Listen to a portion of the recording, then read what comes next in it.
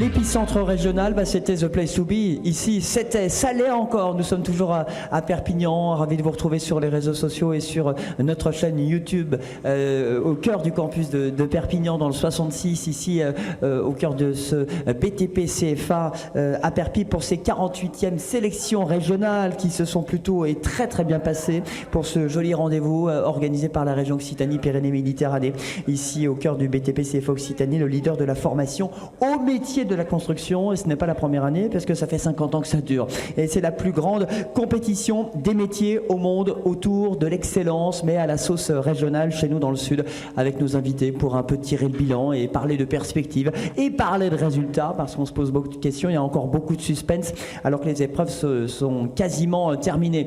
On va saluer tous nos invités qui sont ici, certains qu'on voit et qu'on revoit. Bonsoir, bonjour Gilles Raza, merci d'être avec nous. Le secrétaire général des établissements BTP CFA en Occitanie, Damien Mial, qu'on retrouve. Coucou Damien. Je dis coucou maintenant, c'est mes amis référents régional excellence des métiers. Puis en même temps, Damien, vous êtes délégué technique régional des World Kids, on le rappelle. Olivier Coulon, bonjour monsieur, toujours de la CAPEB. On ne change pas une équipe qui gagne, et toujours président en Occitanie. Et puis Olivier Brie, bonjour Olivier. Il y a deux Olivier sur le plateau, il ne faut pas que je me plante. J'ai mis Olivier CAPEB et j'ai mis Olivier FFB, Fédération Française du Bâtiment. Bienvenue sur le plateau. Merci d'être venu en Ariège à Perpignan prendre un peu de soleil. Bon, quel bilan on pourrait tirer, messieurs, à commencer par vous, Gilles. Qu'est-ce que vous avez envie de dire? Ah, vous avez peut-être un message sur votre montre pour nous donner les gagnants, non? Ah non, on ne saura pas malheureusement les gagnants. Enfin, en partie, on les saura ce soir. Donc il y a encore des épreuves qui se terminent dans nos ateliers, mais donc les candidats seront, s'ils sont dans les 3 premiers, mais ils ne sauront pas la couleur de leur médaille ce soir, ils ne le sauront que le 12 février au soir, donc lors de la cérémonie de remise des médailles qui se fera à Carcassonne. Voilà, cette grande cérémonie.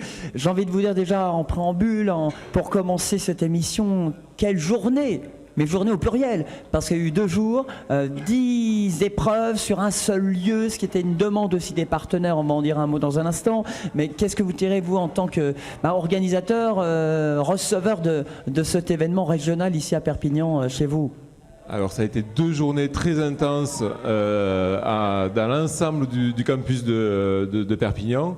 À la fois, en premier d'ailleurs, pour les compétiteurs eux-mêmes, parce qu'on le voit au niveau du stress, enfin voilà, donc des épreuves très difficiles à faire, à réaliser, donc soit sur une journée, soit sur 2 journées pour certaines épreuves. Et on le voit malgré l'entraînement qu'ils ont pu avoir, les masterclass qu'on a pu organiser, notamment pour nos candidats à nous.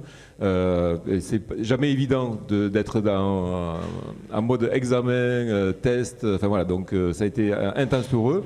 Ça a été intense pour les équipes de BTP CFA Occitanie en termes d'organisation. Et là, je remercie toutes les équipes locales du campus de Perpignan et également régionales avec Damien, l'équipe à direction développement, parce que le travail qui a été fait a été énorme. On a accueilli plusieurs centaines de personnes sur le campus depuis 2 jours et on voit que c'est extrêmement bien passé. J'espère que les maximum de personnes qui ont pu le suivre aussi sur les réseaux sociaux et qui ont pu suivre à la fois les directs, les ateliers, les épreuves, voilà, tout ce qui a été organisé. Sachant que toutes les vidéos qu'on avait faites, il y a le flux en direct sur la chaîne YouTube BTP CFA Occitanie, mais aussi tous les morceaux, les séquences immersives que vous allez pouvoir aussi revoir sans attendre à chaque fois le live. Ça, c'est important de le dire. Quel bilan aussi on tire, Damien? J'ai envie de vous dire, challenge réussi quand même, parce que c'est des mois, des semaines de préparation, 120 compétiteurs, 10 métiers, 4000 mètres carrés d'atelier, mais c'est surtout des parents, des grands-parents, beaucoup de sourires, beaucoup d'espoir et beaucoup de positive attitude. Tout à fait. Donc le bilan en fait entre les 47e et les 48e, le fait de l'avoir fait sur un événement, excusez-moi, je fatigue, la journée a été longue, le marathon se termine.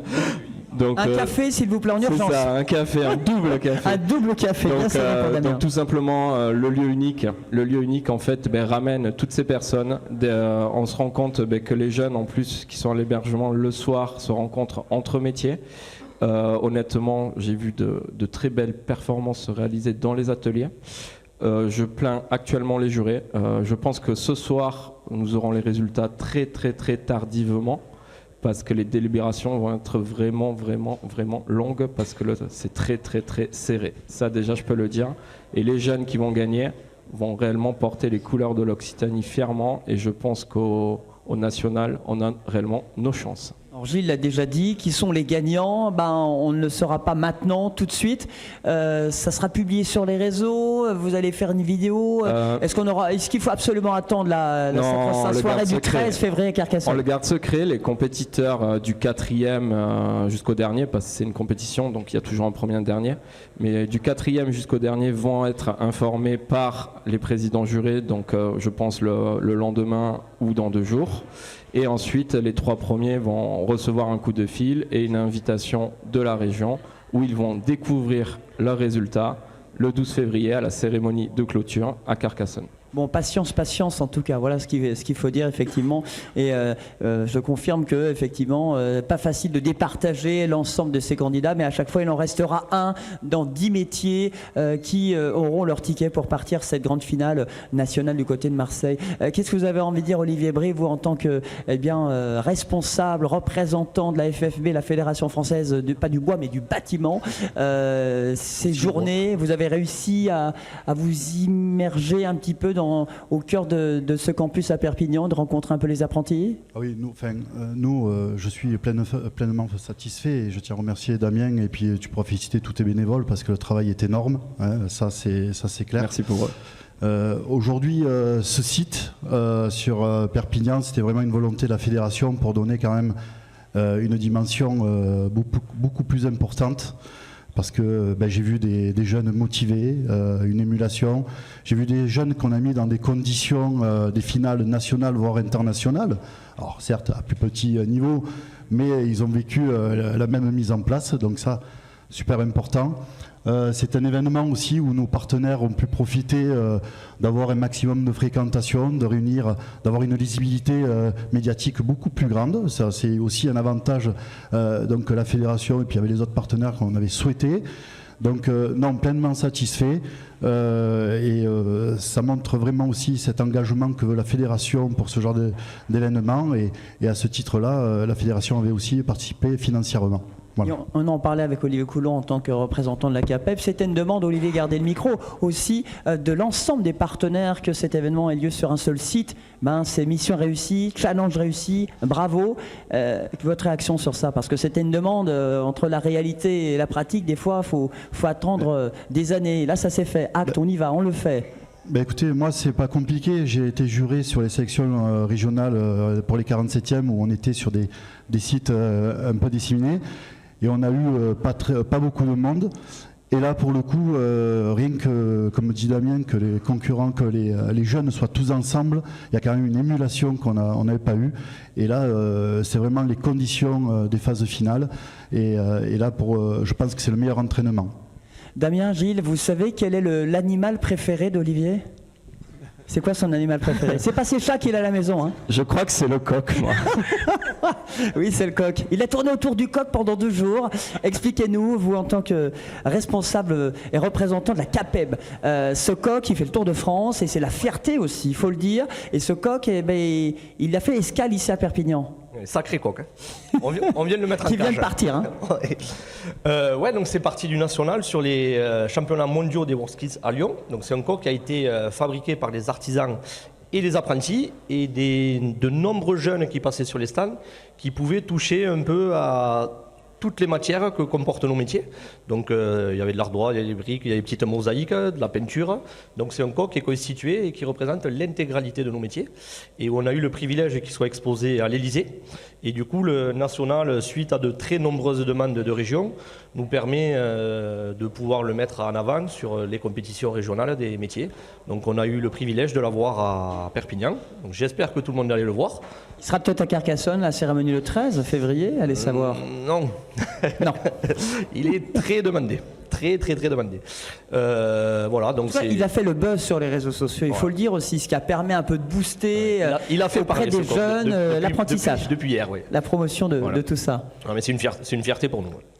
Un mot sur la FFB aussi, Olivier. Comment la Fédération Française du Bâtiment Occitanie mobilise tels ses adhérents? Moi, je vous pose cette question parce qu'on n'en a pas parlé. Écoutez, la FFB, c'est clair, mais l'accent sur l'apprentissage et les jeunes, hein, sur les adhérents.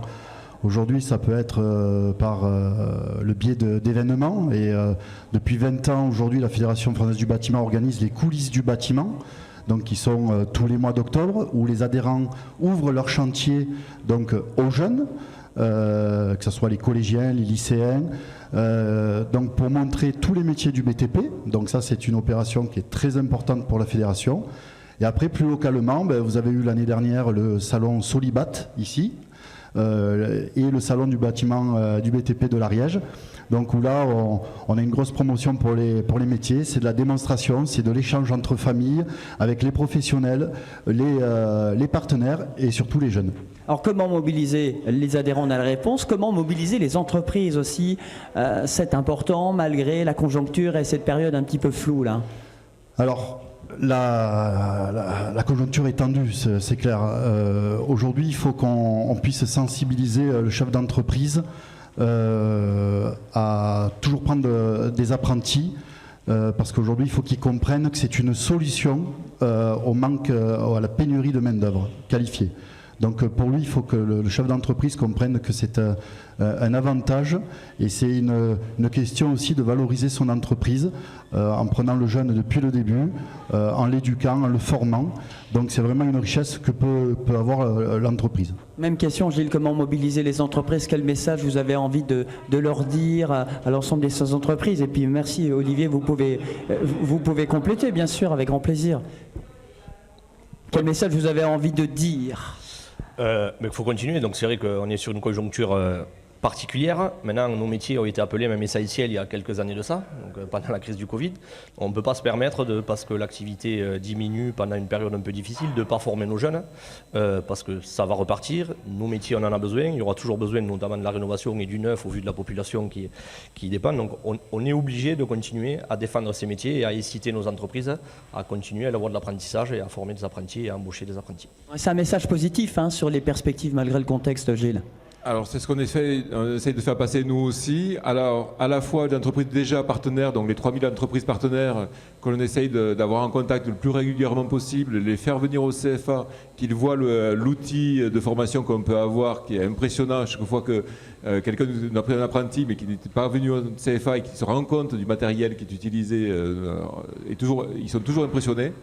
Et après c'est aussi donc du coup communiquer sur ceux qui n'ont pas encore pris d'apprenti chez nous, à la fois donc dans des salons professionnels, mais également auprès des petits déjeuners fournisseurs. On va à la rencontre de ces entreprises-là, et surtout avec nos deux organisations administrateurs, que ce soit la CAPEB ou la FFB, que l'on sollicite aussi régulièrement pour aller soit sur la manifestation, soit qu'ils viennent chez nous et qu'ils amènent des adhérents aussi, pour faire connaître l'outil de formation BTP CFA Occitanie. D'où l'intérêt de ces JPO aujourd'hui, hier, parce qu'il y avait beaucoup d'apprentis, beaucoup de jeunes, beaucoup de lycéens à l'époque de Parcoursup dans cette période, incertaine pour eux, un peu floue, mais aussi beaucoup de patrons qu'on a rencontrés pendant ces 2 jours, qui n'avaient rien à voir finalement, parce qu'ils n'avaient pas d'apprentis de vos écoles dans leur entreprise respective, et qui sont venus voir un peu, prendre la température, prendre le pouls. Ça, c'est déjà un message aussi d'espoir qu'il y a des patrons qui s'intéressent à l'apprentissage et qui s'intéressent à ces métiers, et qui sont venus de leur propre chef. Ils ont laissé leur chantier de côté pour venir voir un peu le campus de Perpignan notamment. Alors c'est ce qu'on essaie de faire régulièrement, voilà, de les inciter à venir. Parce que je le redis, quand on regarde ce CFA, ce campus comme nos autres campus sur la région, ils sont tous impressionnants, tant sur les locaux, le matériel, les formateurs que nous avons en interne, et qui permettent à ce que les apprentis, que les jeunes acquièrent un savoir-faire qu'ils mettront en œuvre avec leur entreprise. Et voilà, donc je n'oublie pas que les entreprises sont aussi formatrices, et nous on l'est, mais l'apprenti va passer 2 fois plus de temps en entreprise qu'au CFA. Et les entreprises ont toute leur place dans la formation des apprentis. Justement, Olivier Brie, comment un événement comme les World Skills, comme ces sélections régionales, peut donner envie à des entreprises à transmettre? Aujourd'hui, l'événement, vous avez un professionnel qui vient sur ce site, qu'est-ce qu'il voit? Il voit l'excellence. Donc l'envie de transmettre pour arriver à accompagner. Vous avez des chefs d'entreprise qui ont accompagné leurs candidats, qui sont là aussi en tant que mentors. Donc, je veux dire, le chef d'entreprise joue vraiment le jeu. Et là, moi, chef d'entreprise, j'aimerais avoir des gens, des jeunes comme ça dans l'entreprise qui élèvent tout le monde vers le haut. Et ça, c'est pour un chef d'entreprise, ça peut donner qu'envie. Et l'envie, en conclusion, on vous pose aussi la question, Gilles, parce que quand on fait un événement comme celui-là, rassembler 10 professions des métiers du BTP en un seul lieu, est-ce que ça vous donne envie de continuer la suite et de se dire, on aimerait dans un autre CFA, par exemple, sur un autre campus ou à Perpignan, de faire encore une sélection régionale? Est-ce que vous avez des choses à nous donner? Est-ce que vous avez surtout un scoop à nous donner? Alors, j'ai pas de scoop à vous donner parce qu'on verra pour la 49e édition. Damien est très attentif. Mais en tout cas, voilà, le site de Perpignan, on le voit, est adapté à ce type de compétition par la taille, le nombre d'ateliers, les possibilités de métiers qu'il y a. Hein. Enfin, on avait regardé sur nos autres campus, on n'a pas autant d'ateliers sur les autres campus, de locaux disponibles. Et du beau temps aussi, parce que là cette fois on a eu aussi à Perpignan plutôt du heureusement, parce qu'il y avait des épreuves extérieures. C'est bien ça, exactement. Et donc j'espère que voilà, donc on travaillera tous en commun pour dans 2 ans et refaire des sélections régionales BTP sur notre campus, peut-être en rajoutant 1 ou 2 métiers de plus au niveau du bâtiment. Le message est reçu, Damien. Qu'est-ce que vous avez envie de dire sur la suite? Parce que vous aussi, c'est de voir un peu. Ça permet de tester un site et puis à partir du moment où la recette est gagnante et la formule marche bien, bingo, on y retourne. Hein. Mais, comme je dis, moi, je crois réellement au site unique. Hein. On en a eu la preuve pendant ces 2 jours. Donc après, on n'est pas décisionnaire aussi. Hein. On a des copiles et on prendra des décisions. Mais moi, je suis favorable, sincèrement, que pour les 49e, on refasse la même édition. Parce que là, pour une première, c'était déjà énorme. Je tiens sincèrement à remercier tous nos partenaires, tous les formateurs qui se sont impliqués du CFA de BTP Occitanie, Campus de Perpignan, le service technique aussi, qui a énormément travaillé là pendant 15 jours. Toute l'équipe de communication de BTP CFA Occitanie qui a fait un travail remarquable sur les réseaux, sur la création de ce plateau télé, avoir imaginé tout ça. Moi, quand on a proposé cette idée il y a 1 an en arrière, je m'attendais pas à ce que cet événement soit aussi fou, aussi dingue. Voilà, il y a même la flamme olympique sur la scène. On a des jeunes qui sont arrivés avec la flamme olympique, une haie d'honneur. Oui, on est un peu dans cette ferveur du national, donc je crois réellement au site unique. Et je tiens sincèrement à remercier Gilles de nous avoir ouvert ses portes, ainsi que Stéphane Tapias, parce que c'était un moment magique pour tout le monde. Merci à vous. Je pense qu'on peut tous les applaudir, s'il vous plaît. Les partenaires aussi, tous les centres de formation, les entreprises qui sont venus aussi jouer le jeu, qui ont fait leur stand. Parce que ce qui est génial aussi, vous avez fait une pierre de coups, vous en avez fait une JPO aussi pendant 2 jours. Oui, alors ça a été tout. Alors juste, je voulais remercier quand même tous les partenaires financeurs, notamment évidemment les premiers, la région, puisqu'on a organisé la manifestation avec eux et que ça a été les principaux opérateurs sur cette opération-là, mais également tous les fournisseurs que vous voyez derrière moi. Mettez les sponsors à l'écran, s'il vous plaît. Voilà, qui ont fourni du matériel gratuitement, plusieurs milliers d'euros. Des cofinanceurs comme le 3CABTP, la Fédération du bâtiment, la CAPEB, la SMA BTP, et j'en oublie certainement, voilà, tous les fournisseurs je ne les ai pas cités. L'équipe technique également de Caroline. Donc, on peut les applaudir, Eco Vidéo Production. Installé le plateau. Fait un sacré boulot. Et permis de diffuser sur les réseaux sociaux la manifestation pendant 2 jours. Et évidemment, je le redis, je l'ai dit déjà tout à l'heure, Damien l'a dit, mais les équipes de BTP CFA Occitanie, au niveau régional et au niveau du campus de Perpignan, vraiment chapeau. Et dans 2 ans, on met ça. Merci beaucoup. Rendez-vous donc à Carcassonne pour la cérémonie le 13, parce que le plus important c'est qui va gagner, the winner is, et la cérémonie elle sera animée depuis l'Aude, et vous serez évidemment au premier rang, Damien, avec l'ensemble des partenaires, la région Occitanie, des centres de formation pour donner tous les gagnants. On rappelle que la suite c'est Marseille, on le rappelle, il y a les Euroskills aussi, c'est tous les 2 ans. Bon, après il faut tout comprendre, parce que des fois c'est en décalé, mais c'est ça. Voilà. Donc, le but c'est de prendre sa place pour Marseille. C'est ça, là c'est objectif objectif, qualifier le maximum d'Occitans en équipe de France et pas que dans le BTP, puisque comme je vous ai dit, le WarSkills, ça rayonne dans tous les métiers. Il y en a 55, on va avoir 55 c'est pas fini, ça jeunes continue jusqu'au mois de février. qui vont tout faire pour aller chercher leur qualification en équipe de France. Voilà. Les 48e Olympiades régionales, alors qui se terminent ici, mais qui vont continuer dans d'autres villes de la région Occitanie. Jusqu'au 12 février, ça continue. Merci, applaudissements pour nos deux Olivier, Damien, Gilles. Merci à tous de nous avoir suivis sur les réseaux sociaux. On a fait une sorte de BFM en continu, mais que de l'info positive, nous. Hein. Attention, c'est très important, parce que nous, on est positifs. Merci à tous, merci à Caroline Mazel aussi, toute l'équipe aussi pour la vidéo, parce que c'était aussi un joli challenge pour toutes les équipes de pouvoir faire vivre sur les réseaux sociaux où on voit pas mal d'apprentis. Ah, je me suis vu. Donc vous allez pouvoir télécharger les vidéos, les partager. N'hésitez pas à faire du buzz en taguant aussi sur Insta, sur LinkedIn par exemple aussi, qui est le réseau social professionnel pour l'ensemble des apprentis qui veulent aussi partager ce moment unique dont on n'est pas prêt d'oublier. Une ligne en plus sur un CV quand on a été candidat, même si on a perdu, du moins si on n'a pas été number one, c'est un très bon souvenir pour tous, pour toutes les équipes, pour tous les jurés évidemment, les partenaires, les ambassadeurs, les élèves, apprentis, parce que pendant 2 jours il n'y avait pas trop cours, j'ai cru comprendre, donc c'était un peu, mais la plupart des apprentis sont venus aussi sur le campus pour donner un coup de main et accueillir leurs futurs camarades de classe et encourager les équipes. Et puis on vous remercie, on continue, donc laregion.fr pour avoir toutes les informations, et puis on se retrouve à Carcassonne pour la cérémonie à la veille de la Saint-Valentin. Donc ne vous plantez pas Olivier, c'est le 13 février monsieur. On vous souhaite une excellente soirée. Vive la vie, à très bientôt, vive les WorldSkills. Merci à tous.